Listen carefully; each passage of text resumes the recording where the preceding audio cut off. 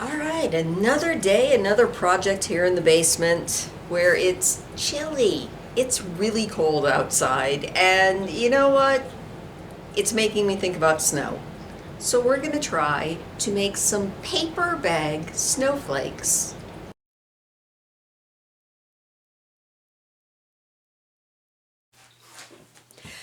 So you ever have one of those days where you get a bunch of stuff done and you get to your computer to sit down and edit it all together and make an actual video and realize that the most important clip, there goes my cat playing Zoomy, the most important clip, you either didn't record or forgot to hit the record button, or maybe your camera just ate it.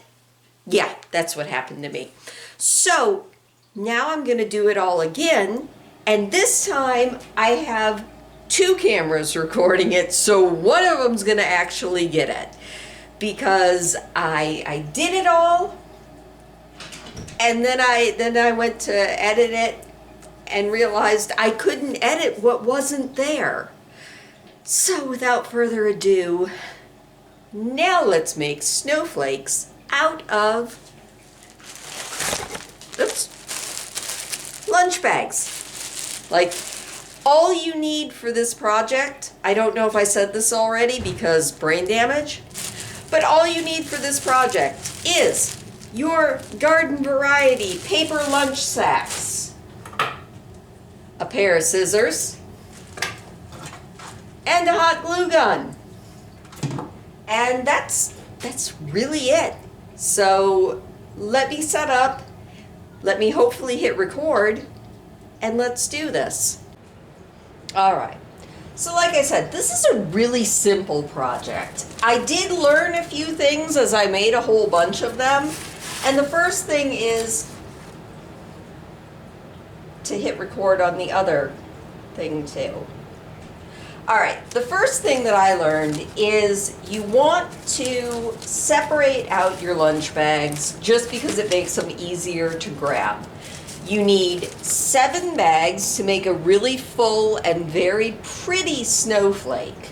So you got your 7 bags, you got your hot glue that's warming up, and yes, you can see that it kind of looks like the elf on the shelf was massacred here or something, because there's glitter everywhere, because yes, I went a little crazy with the glitter on my snowflakes because it's Christmas or it's the holiday season, whatever you want to say. Glitter is absolutely a vital thing. So let me adjust this so that this is getting it. And all you're going to do is take your hot glue, yep, Christine can speak, I'm not flustered at all, and you're going to put a bead of hot glue along the bottom, and then another one right up the middle of your bag. You are going to lay a bag on top of your hot glue and kind of just smush it on down. And then you're just going to repeat that until you have a brown paper bag sandwich. That's what I'm going to call it. It's a brown paper bag sandwich. So there we go. Smooth it on down. Next layer of glue. Or as Mark from Smokey Stevens Mark says, repeat, repeat, repeat, repeat, repeat. Until you have 7 layers a beautiful brown paper bag. And don't forget to periodically add more hot glue to your hot glue gun. It's amazing to me how fast I go through a hot glue gun stick. I don't know why it amazes me so much. I mean, you're using a pretty hefty bead, but still, it just seems like I go through it way faster than I was expecting. Which is why I bought several bags of glue sticks. Because that first hot glue gun I bought, I really thought that those 12 sticks were gonna last a long time. Guess what? They really didn't. All right, so now we have our brown paper bag sandwich. Pull the strings off of it, and the next thing you're gonna do is you're just gonna cut. Now, as I was making many of these snowflakes, I learned something. I learned that if you only do your kind of inside cuts on one side, it ends up with, I think, a prettier snowflake. But you do need to make sure that you have at least a little bit of a curve along both sides, or it doesn't unfold properly. So that is one thing that I learned that I will pass along to you. So make sure that you have both sides cut. Now I like it to be a little bit more asymmetrical. So I'm only going to go about to there on that side. Then we get rid of that and look at all the glitter on my hands, which makes me giggle. And then you're just going to cut whatever kind of snowflake design you want. Now for this one, I'm thinking I want to go in and kind of make it a little bit wavy, maybe. I don't know if this is going to look good or not, but it might.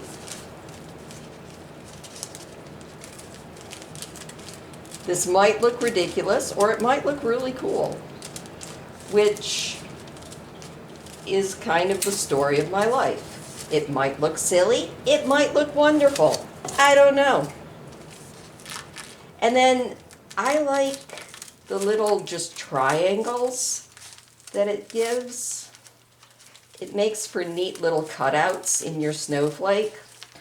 Also, another thing that I learned as I went along, if you have these thicker parts and you want to put a cut into them, you really want to take it in layers, unless you have really good thumb strength. My thumb strength is sort of abysmal these days. That is one area that I am sure I am noticing my age. I need to get one of those grippy things. You know, those things that you see bodybuilders use that you do that with. I need one of those. Because my hands and I sometimes are having fights. But you know what? You can just go in layers like that. And do a little chop there, and do a little chop there. And you know what? It all works out, which I think is lovely. Honestly, speaking of lovely, when this is all done, I will take you upstairs and show you where I hung these. Although, spoiler alert, it's probably already in the very first image that you saw. But there you go. You've got your little thing, just like that.